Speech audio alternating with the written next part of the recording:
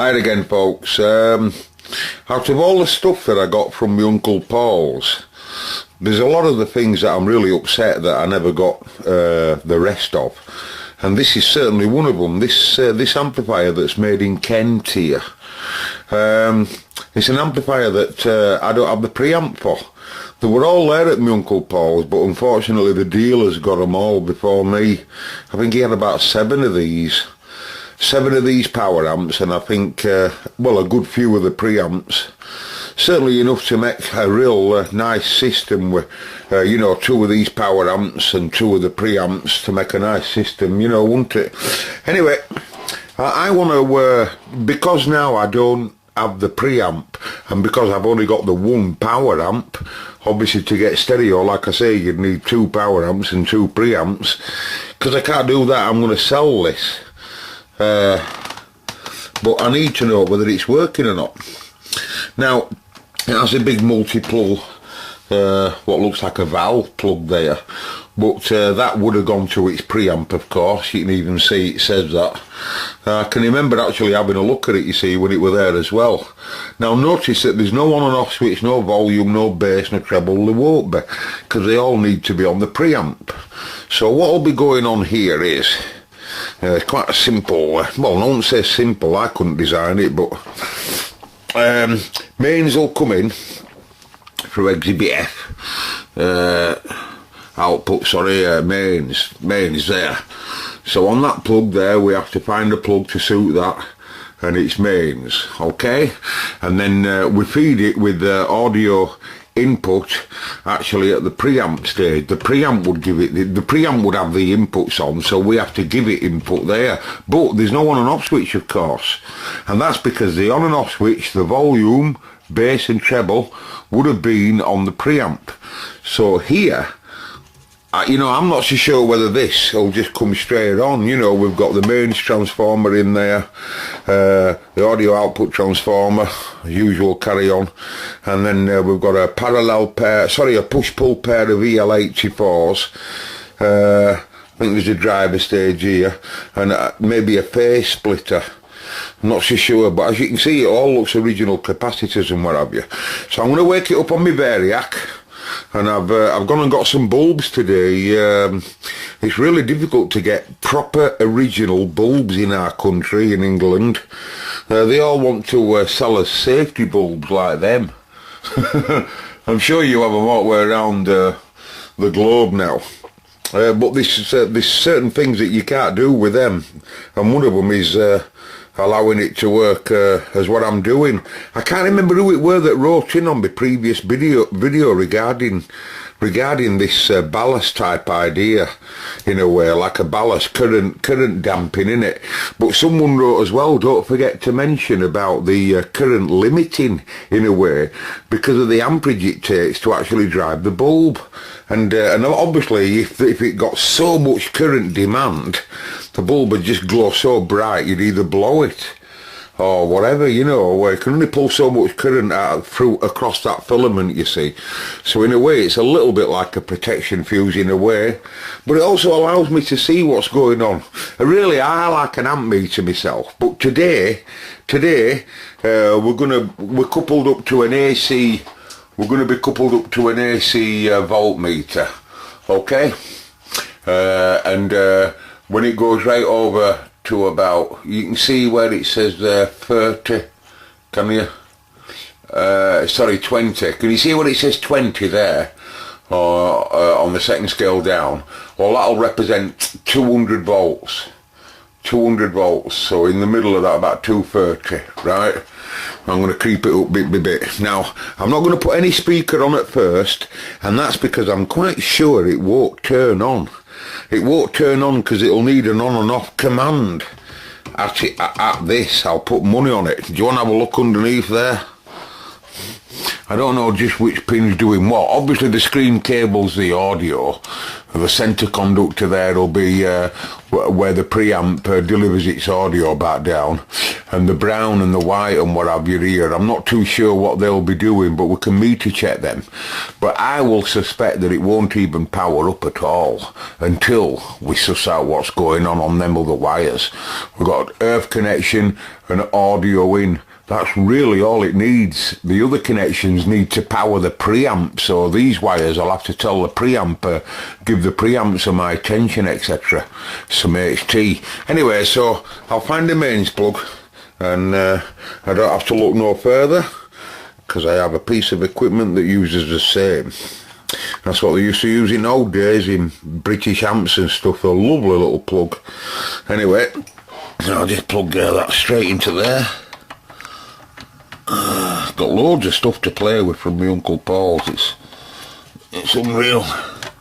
Stuff, unfortunately, like this that I'll never be able to finish off, really, because there's no point in going to trouble to buy a preamp for it.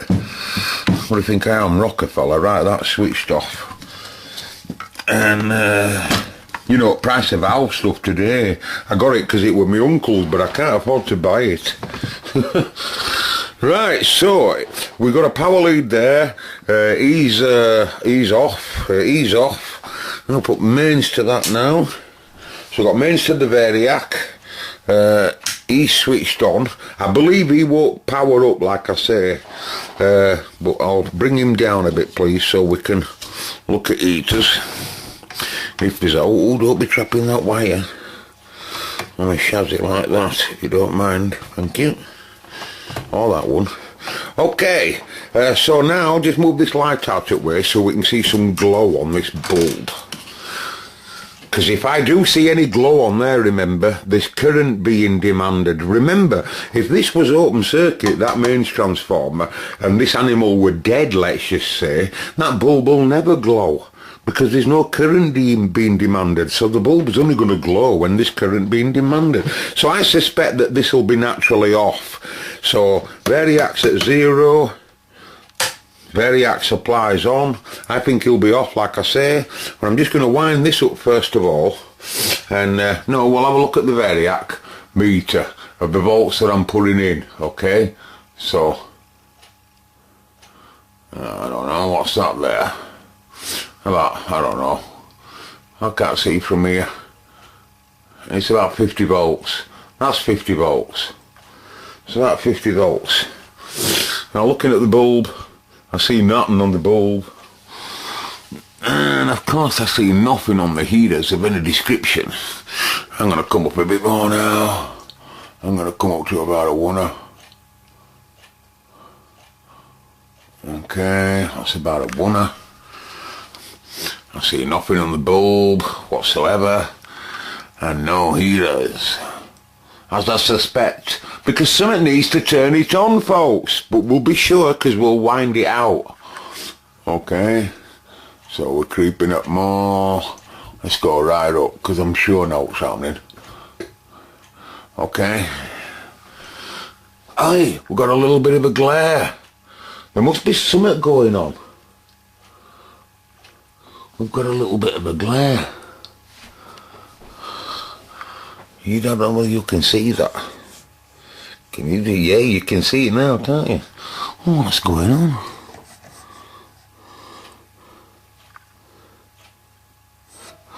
Oh, I wonder why that's doing that.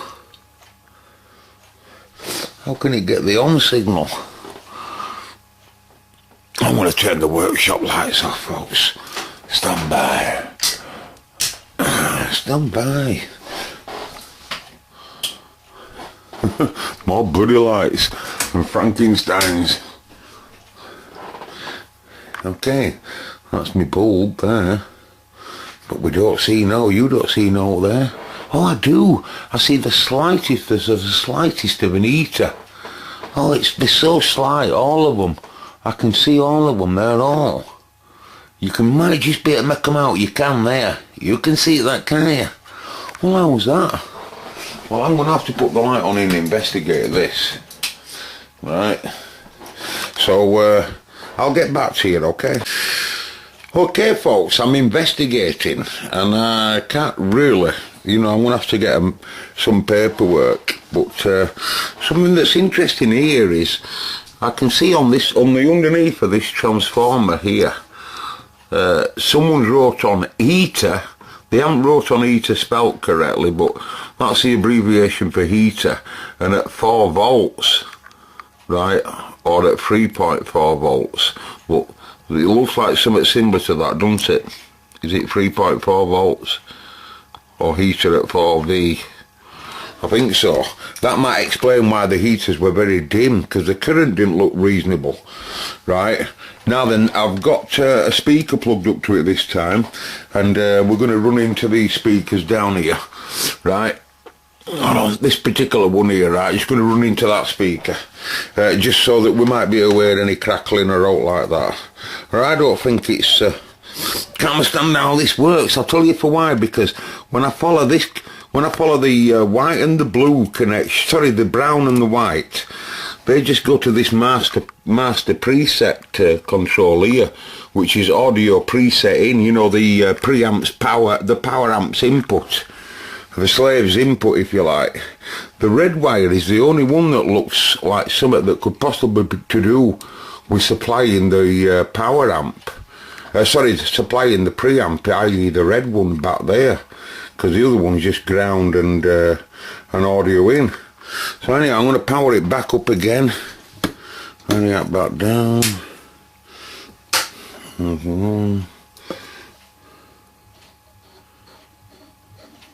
Full whack on variac.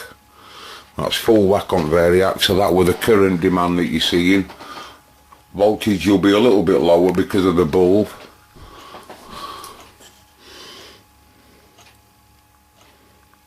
And then it should come a little bit brighter when EHT gets going, if it already hasn't come brighter by now. I'm just looking at voltage. Yeah, looks like it's coming a bit brighter, doesn't it? I can hear humming. I can hear some slight humming. So if I go like this now, lick the finger. Hey, you wouldn't do that if you knew what you were doing. Well, I don't. But if I lick my finger and I go...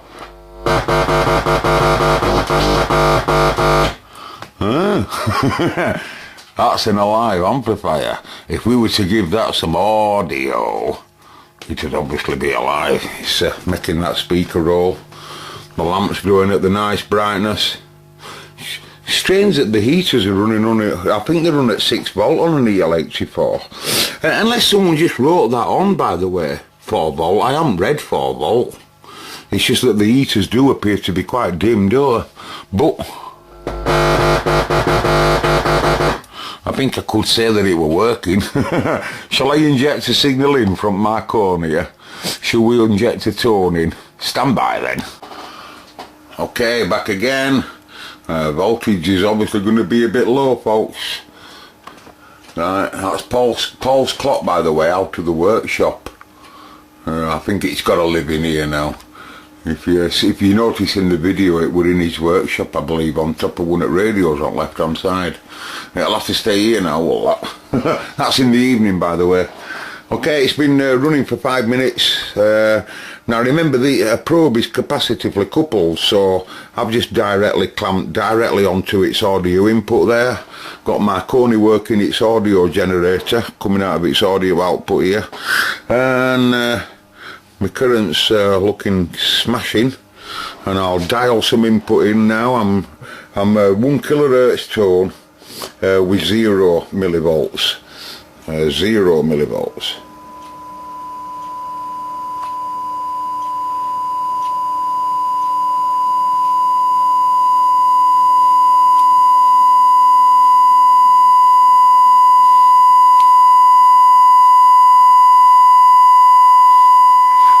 That's really working. There's no wrong with that. Now you might have only heard the change for a certain rise, and then 0.5. You might have only heard the change slightly, but you know, because of automatic camera sound recording, but it's working. It's clearly working. I'll even change its frequency. I'll give it a. I'll check its frequency a bit higher. Generator's frequency, try it at 5 kilohertz. With a level. It's working high up there. Not high enough though, obviously. I don't know whether this generator will do proper audio. No, that's 20 mil, you've altered level. Put its frequency at 21 kilohertz. See if it'll do that. No, it won't go there. You know why it won't go there, folks? Because it's not in the radio spectrum of audio frequency really. It's a bit way too high. So it won't allow us to dial that in. Will you allow us to go 15k? Will you allow us to do that? Yeah, 15k. So 15k is working it. Now better not run it at 15. I'll tell you for why, just in case it's not dissipating. I'll turn Jenny off. Right, run it low down then, 0.5. Frequency, audio gen. Frequency, 0.500. Can you do that? 500 kilohertz. How do you turn your Jenny on there? 0.1.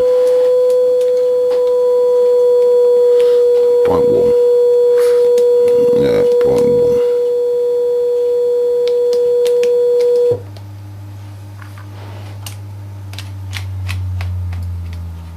I don't know how low it goes neither.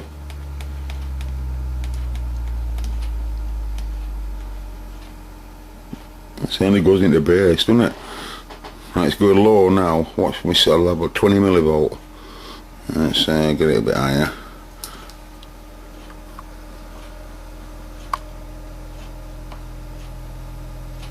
That's 40 millivolt going in, but only right down. Look at that, 42. That's really.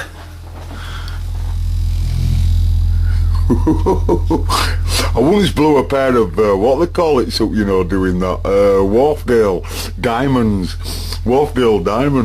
doing just the same thing, messing about, and I took it too low in frequency with too much power on. I couldn't hear what the amplifier were really doing, and the speakers. I took the speakers at too low from what I took the speaker's frequency too low to what it could go to, but I was still allowing the amplifier to dissipate voltage across the coil of the speaker, you see. So I blew the speaker without even me realizing that I'm putting loads of voltage across it, but I couldn't hear it because it was vibrating so slow at the time. I remember it vividly. It was going like that. And I'd got too much power on it doing that. I had cone going right in and out, but of course I burnt coil out. When I took it to Wharfdale, I took it back to the factory. He says, "What have you done with this?" Because he opened it up while I was there. He says, "What have you done with this?" To recone it, you know. I told him, I said, I was messing around with my audio generator. He says, "Fucking coil's burnt black." It says speech coil in the middle. It says it's burnt black. What you been doing? I said, I was giving it some. Right. I think we can say it's working. I think I can say it's working. Tested with the audio gen. Okay. I'm out of here. That's that video. Current demand. Nice is that, isn't it? I was going to let you run it. I was going to show you it across an 8 ohm resistor, but I can't find an 8 ohm resistor right now that can take the power, so we wouldn't have had to hear it, and we could have really wound it up and had a look at flat topping on scope and what have you. But I just can't find an 8 ohm resistor right now that can take the output of the full dissipation of the 2EL84s. And what would that be? About 10 watts. A 10 watt 8 ohm resistor. Oh, I could make one like, but hey, talking of which, if anyone's got two of them gold, where are they now? Because I thought this was one, you see. Where is it now? Where have I put it? Oh, I haven't got it available, folks. I had one a minute ago, folks. I must have moved it. I can't believe it. Well, I go to the foot of our stairs, as they say. It's disappeared. Oh, it's there. Looking at me, it was sat right on top of that meter there. That there, but its markings has worn away, you know. But I thought when I first looked at it meter, it were an 8 ohm. But if anyone's got two of those that's a right nice size, and they're 8 ohm, and they'll do perfect for working as dummy loads, to work on a batten, you know, to put on a batten on my wall somewhere up there, you know, so I can have two of those. I could have them switched so that they're, you know, together, like, you know, to create a different impedances and what have you, mono and stereo, you know, whatever, 15 or 8 ohm, 4 ohm. You know, anyway, if anyone's got any of them that you want to swap me for something in workshop, something reasonable, by the way, give us a shout, because they're expensive. Anyway, saying goodbye now. Gonna wind it down.